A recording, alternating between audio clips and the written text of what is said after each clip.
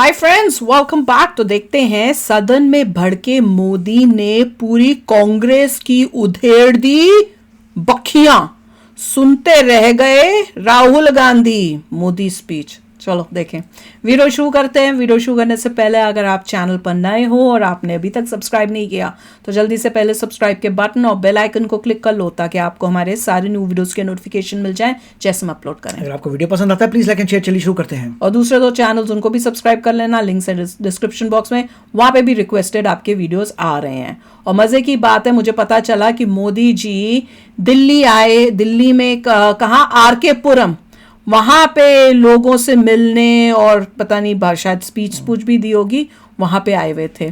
तो mummy papa कहीं जा रहे थे तो रास्ते में काफ़ी मतलब वो था ना कि सबको ये लग रहा था कि ट्रैफिक होगा क्योंकि मोदी जी हैं, आ रहे हैं, तो हो सकता है रास्ते ब्लॉक हो। पर उनका जैसी फंक्शन ख़त्म हुआ है तो उसके बाद ऐसा कुछ उनको दिखा ही नहीं है। पर मैं आई वॉज वेरी एक्साइटेड, मैंने कहा वाह मोदी जी आर के पुरम। तो चलो देखते हैं, वीडियो शुरू करते हैं। अपनी वोट बैंक को खुश करने के लिए धर्म के आधार पर आरक्षण का नया खेल खेला है जो संविधान की भावना के खिलाफ है।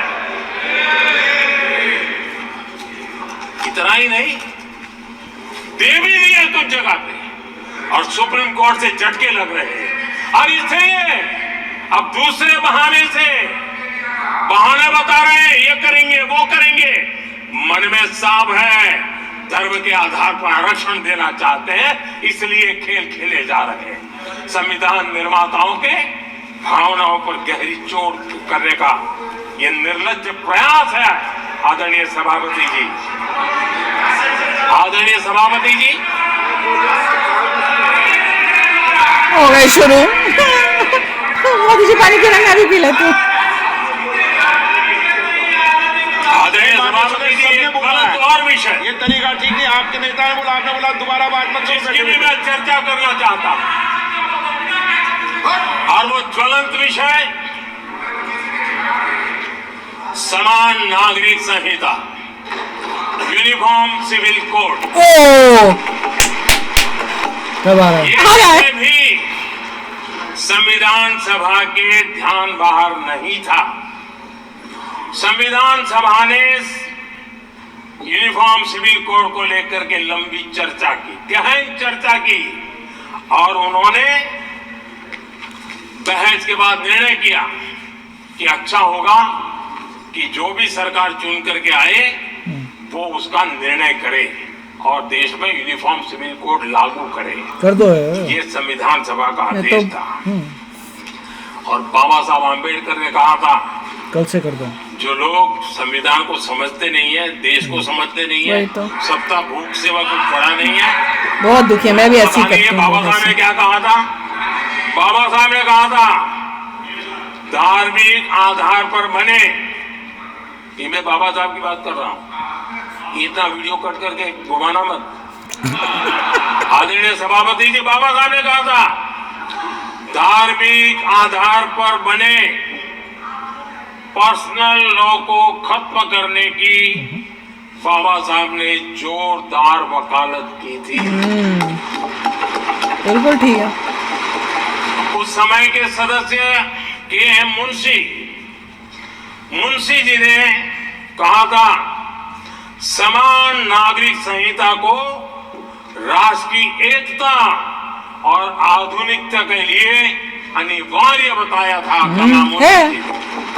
मतलब तब से कांग्रेस उसको करना ही नहीं चाह रही। ने भी कई बार कहा है तो करो भाई। कि देश में यूनिफॉर्म सिविल कोड जल्द से जल्द लाना चाहिए। सरकारों को आदेश दिए हैं सुप्रीम कोर्ट ने, तो फिर होता क्यों नहीं है? और उसी संविधान की भावना को ध्यान में रखते हुए, संविधान निर्माताओं की भावनाओं को ध्यान में रखते हुए हम पूरी ताकत से लगे हुए हैं सेक्युलर सिविल कोड के लिए। और आज कांग्रेस के लोग संविधान निर्माताओं की भावना का भी, सुप्रीम कोर्ट की भावना का भी अनादर कर रहे हैं, क्योंकि उनकी राजनीति को सूट नहीं करता है। उनके लिए संविधान वो पवित्र ग्रंथ नहीं है, उनके लिए एक हथियार है राजनीति का। बिल्कुल, खेल खेलने का हथियार बना दिया। वही तो करते हैं। लोगों को डराने के लिए संविधान को हथियार बनाया जाता है। आदरणीय सभापति जी, और ये कांग्रेस पार्टी, उनको तो संविधान शब्द भी उनके मुंह में शोभा नहीं देता है। बिल्कुल, इसलिए मैं भी यही कहती हूँ। जो अपनी पार्टी के संविधान को नहीं मानते हैं, जिन्होंने अपनी पार्टी के संविधान को कभी स्वीकार नहीं किया, क्योंकि संविधान को स्वीकार करने के लिए एक लोकतांत्रिक स्पिरिट लगता है जो जिनकी रगों में नहीं है। सत्तावाद और परिवारवाद भरा पड़ा है। अब आप देखिए जो कैसी शुरुआती कितनी गड़बड़ हुई है। मैं कांग्रेस की बात कर रहा हूं। 12 कांग्रेस की प्रदेश की कमेटियों ने, 12 प्रदेश कमेटियों ने सरदार पटेल के नाम पर सहमति दी थी। नेहरू जी के साथ एक भी कमेटी नहीं थी, नॉट अ सिंगल। संविधान के तहत सरदार साहब ही देश के प्रधानमंत्री बनते हैं। देखा, लेकिन लोकतंत्र में श्रद्धा नहीं, खुद के संविधान पर विश्वास नहीं, खुद के ही संविधान को स्वीकारना नहीं, और सरदार साहब देश के प्रधानमंत्री नहीं बन सके और ये बैठ गए। देखा, जो लोग अपनी पार्टी के संविधान को, परिवारवाद, अपनी पार्टी के संविधान को नहीं मानते, वो कैसे देश के संविधान को स्वीकार कर बिल्कुल सकते हैं? ठीक है, ठीक बोल रहे हैं। बेवकूफ बना के रखा था जनता को, लोगों को तब से। आदरणीय सभापति जी, जो लोग तकलीफ हो रही है, होती है। में लोगों के नाम ढूंढते रहते हैं, मैं जरा बताना चाहता हूं। कांग्रेस पार्टी के एक अध्यक्ष हुआ करते थे और वो अति पिछड़े समाज से आते थे। अति पिछड़े, पिछड़े भी नहीं, अति पिछड़े, अति पिछड़े समाज से आते हुए उनके अध्यक्ष श्रीमान सीताराम केसरी जी, कैसा अपमान किया गया। कहते हैं बाथरूम में बंद कर दिया गया, ये हमने सुना था ना कहीं। उठा करके फुटपाथ पर फेंक दिया गया। अपनी पार्टी के संविधान में ऐसा कभी नहीं लिखा गया, लेकिन अपनी पार्टी के संविधान को न मानना, लोकतंत्र की प्रक्रिया को न मानना, और पूरी कांग्रेस पार्टी पर एक परिवार ने कब्जा कर लिया, तब से करा के बैठे हैं, तो भी डूब रही है। नकार दिया। 70 साल हो गए, अब डूब रही है। सोचो, 70 साल देश का बेड़ा गर्क।